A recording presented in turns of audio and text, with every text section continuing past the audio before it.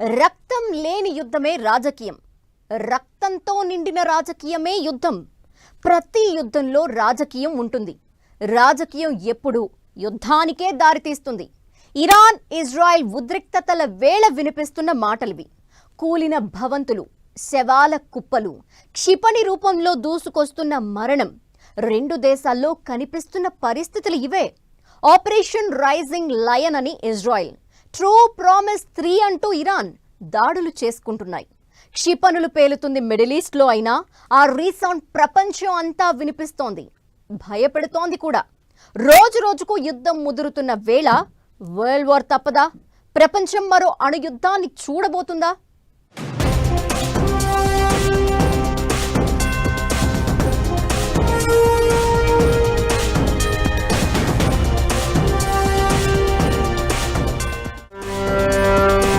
ముదురుతోన్న Iran Israel యుద్ధం, నెమ్మదిగా చేయి జారుతున్న పరిస్థితులు. ఇరాన్ అణు కేంద్రాలను ఇజ్రాయిల్ ధ్వంసం. అమెరికా, బ్రిటన్, ఫ్రాన్స్ కు ఇరాన్ వార్నింగ్. ఆ 3 దేశాలు రంగంలోకి దిగబోతున్నాయా? ఈ వార్తో మూడో ప్రపంచ యుద్ధం తప్పదా? ఇరాన్ ఇజ్రాయిల్ యుద్ధం పీక్స్ కు చేరింది. ఇరాన్ మీద ఇజ్రాయిల్ ఆపరేషన్ రైజింగ్ లయన్ చేపడితే ట్రూ ప్రామిస్ 3 అంటూ ఇజ్రాయిల్ మీద విరుచుకుపడింది ఇరాన్. 100 లక్ష్యాలు, 200 యుద్ధ విమానాలు, 300 క్షిపణులు. ఇరాన్ మీద ఇజ్రాయిల్ ఈ రేంజ్ లో విధ్వంసం క్రియేట్ చేసింది. ఈ దాడుల్లో పవర్ఫుల్ వ్యక్తులను కోల్పోయింది ఇరాన్. ఐఆర్జీఎస్ చీఫ్ హుసేన్ సలామీతో పాటు military chief Mohammad Bagheri, supreme leader Khamenei సన్నిహితుడు అలీ శంఖానీ కూడా హతమయ్యారు. ఇక ఇజ్రాయెల్ దాడులకు ప్రతీకారంగా ఆపరేషన్ ట్రూ ప్రామిస్ 3 స్టార్ట్ చేసింది ఇరాన్. బాలిస్టిక్ మిజైల్స్ తో ఇజ్రాయెల్లోని సైనిక, వైమానిక స్థావరాలపై దాడులు చేసింది. దాడులు చేయడమే తప్ప దెబ్బ తినడం తెలియని ఇజ్రాయెల్కు చేదు అనుభవం మిగిల్చింది. రక్షణ వ్యవస్థ ఐరన్ డోమ్ ను చీల్చుకుంటూ మరీ ఇరాన్ మిజైల్స్ ఇజ్రాయెల్ మీదకు దూసుకెళ్లాయి.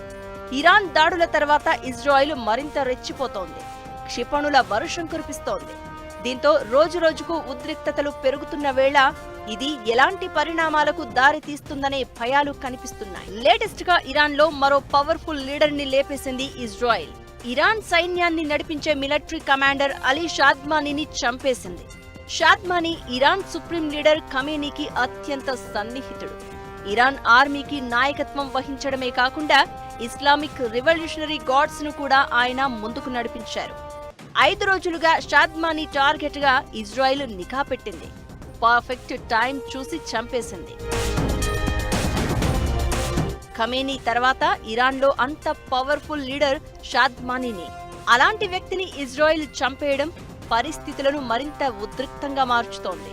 ఇప్పుడు ఇరాన్ రియాక్షన్ ఎలా ఉండబోతోంది? ఎలాంటి దాడులు చేయబోతోందనే టెన్షన్ కనిపిస్తోంది. ఇకటు నతాంజ్లోని అణుస్థావరంపై ఇజ్రాయెల్ క్షిపణులు దాడి చేయగా 9 మంది న్యూక్లియర్ సైంటిస్టులు చనిపోయారు. సెంట్రిఫ్యూజులు పూర్తిగా దెబ్బతిని అణుస్థావరం ధ్వంసమైంది.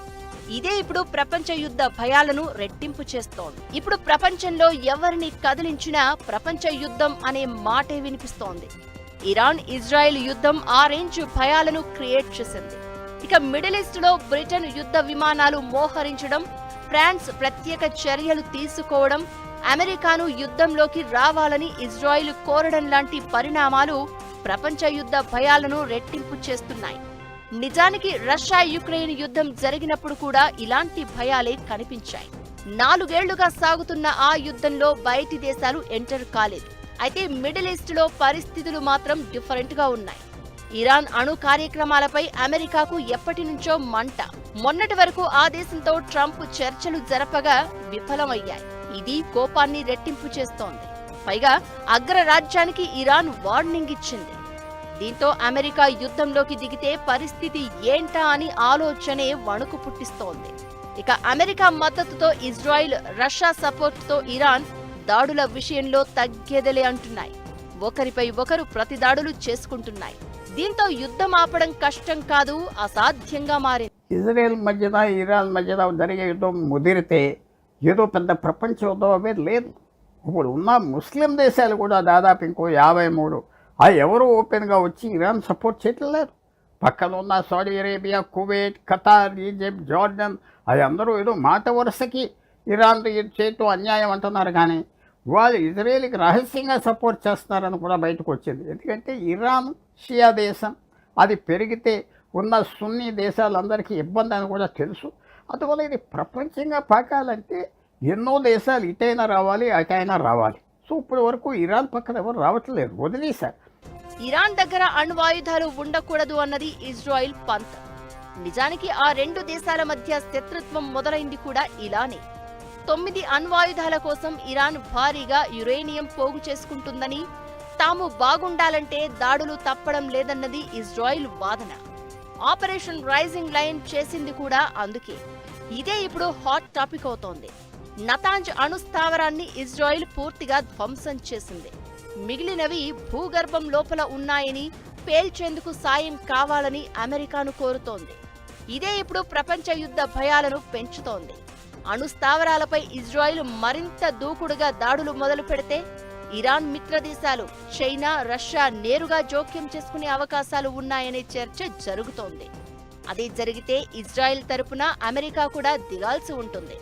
అప్పుడు ఒక రకంగా ప్రపంచ యుద్ధం వచ్చినట్లే. ఇజ్రాయిల్ దగ్గర అణ్వాయుధాలు ఉన్నాయి. అయితే యుద్ధం ముదిరి అణ్వాయుధ దాడికి దారి తీస్తుందా అనే భయాలు కనిపిస్తున్నాయి. అదే జరిగితే ప్రపంచమే యుద్ధంలోకి దిగినట్లవుతుంది.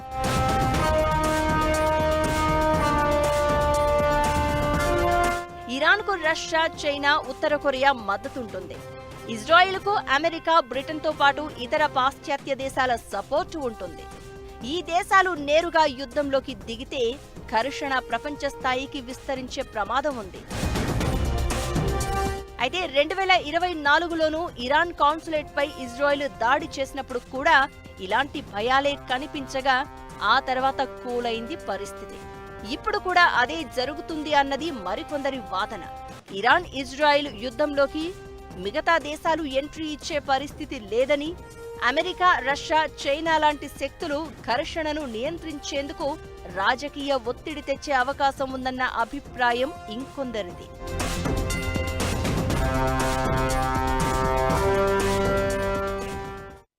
ఇరాన్, ఇజ్రాయెల్ వార్తో యుద్ధంలోకి ప్రపంచం దిగుతుందా, ప్రపంచ యుద్ధంగా మారుతుందా అనే భయాలు వినిపిస్తున్నాయి. మరి ఇతర దేశాలు ఈ యుద్ధంలో నిజంగా జోక్యం చేసుకుంటాయా?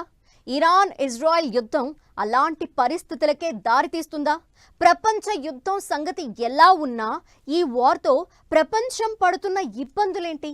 యుద్ధంలో నెక్స్ట్ జరగబోయేదేంటి?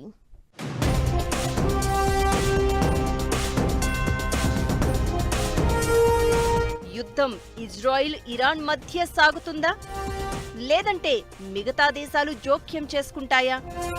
ఇరాన్, ఇజ్రాయిల్ వార్లో వాట్ నెక్స్ట్?